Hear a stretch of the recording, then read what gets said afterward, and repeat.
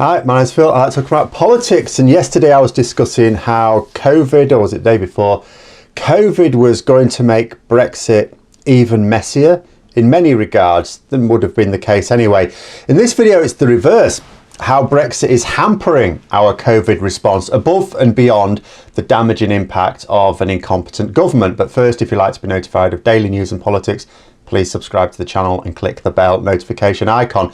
So Dr. Alison Pittard, who's an expert in intensive care medicine, who some may recognise if you've been following like Independent Sage and things like that, commenting on the scientific approach to pandemic response.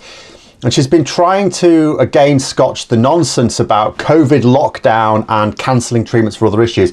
A lot of people that don't want restrictions in place and don't want lockdowns in place try to say that we're going to lockdown, then that means lots of people can't get hospital treatments for other conditions, and it means, all right, you may save some people from COVID, but you end up with people suffering from other things.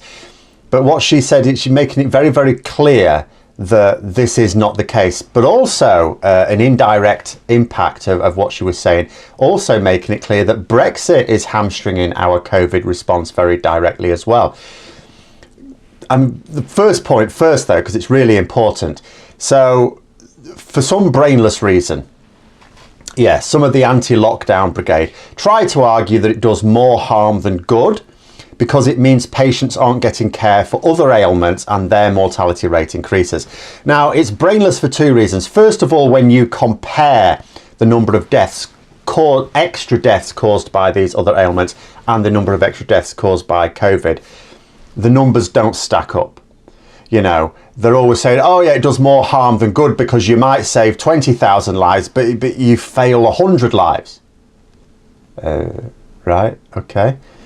But again, it's nonsense also from the point of view of what stops those treatments. It is true that as a result of the pandemic and our response to it, the other surgeries have been cancelled and you know, some people are not getting the treatments they need, and some people will suffer. A great many people will suffer from them. Some people may even die. But what stops those treatments being issued is too many COVID patients, not lockdown.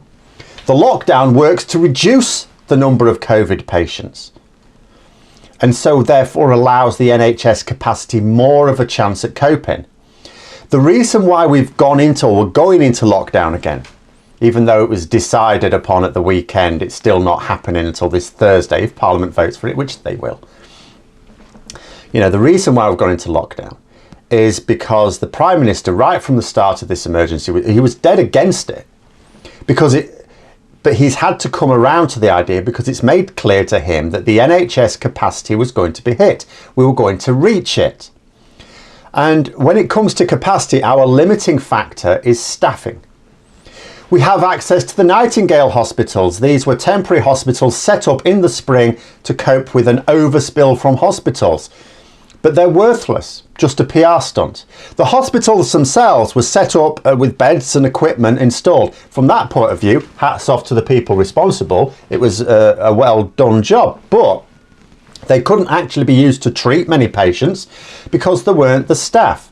You know, you can put extra beds in and extra equipment. Where are your nurses? Where are your doctors? This is our problem. For all Boris Johnson's boasting about hiring more nurses since he became Prime Minister, we are tens of thousands short. And why are we so short of nurses?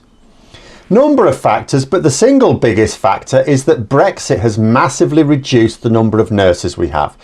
This graph shows that up until 2016, the proportion of doctors and nurses in the NHS from the EU was steadily increasing. After 2016 and the general hostility towards foreigners that broke out in the country, the proportion of doctors initially levelled off and then started to decrease. But the proportion of nurses and health visitors just went down immediately. In most respects, the ignorance of racism simply hurts, you know, us by denying skilled workers that we cannot satisfy ourselves. Classic misconception about foreigners coming over here taking British jobs. But as soon as the foreigners are here, well, where are all these British people lining up for these jobs then? We saw that earlier in the year with farm workers. Where were the legions of British farm workers when we couldn't get as many migrant workers into the country? Nowhere to be seen. Nowhere at all. And they're worried for the next year, by the way, as well, but that'll be for later. The fact is that EU health workers have been leaving the country and now we are desperately short of staff. And it is true that Boris Johnson has genuinely seen an increase, a net increase in the number of nurses, absolutely. Largely as a result of immigrants from outside of the EU. We are still very much reliant upon immigration for this. We don't train enough of our own nurses, but we are still desperately short. Although we have new nurses, we've also lost a lot. So the overall improvement in numbers is less than 2%. We had a shortage of 42,000 nurses before Johnson became Prime Minister. 42,000 nurses. He's improved that. What's it now? We're now short of 41,000 nurses. We have a net increase of about 1,000 nurses. It's better than nothing. It's a step in the right direction. But is it good enough? Not even close.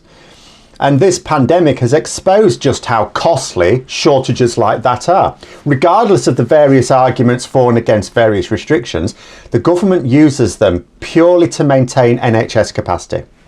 That's all they care about. They don't really care about the rate of infection. They don't even really care about the rate of death. What they care about is there going to come a point where hospitals say we cannot take patients anymore because we're full. That's what they want to avoid, and that's what they were told was going to happen.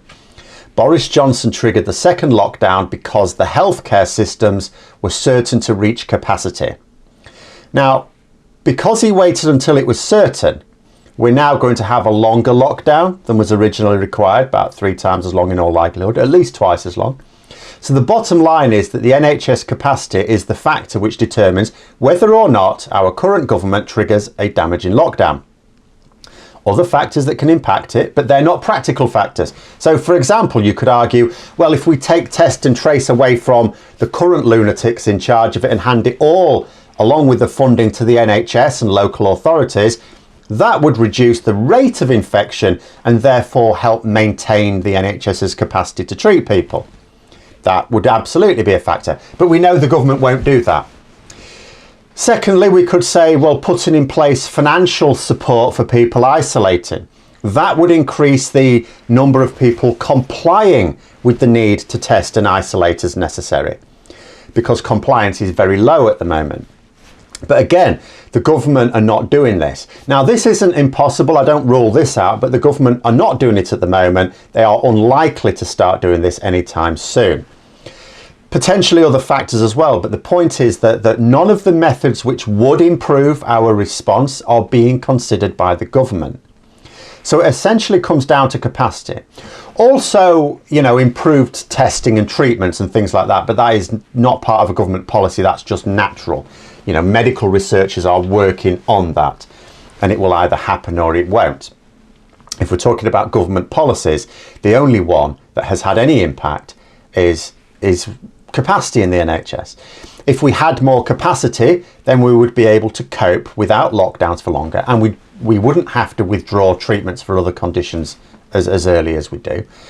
And the reason our capacity is not as great as it could be is partly funding to a certain degree, because it also has to be said that the problem when you've got a shortage of nurses or doctors, say, but let's focus on nurses for now, the shortage is huge there, and someone leaves a busy ward, they leave nursing because that happens, it's very stressful. The remaining nurses in place aren't getting a replacement.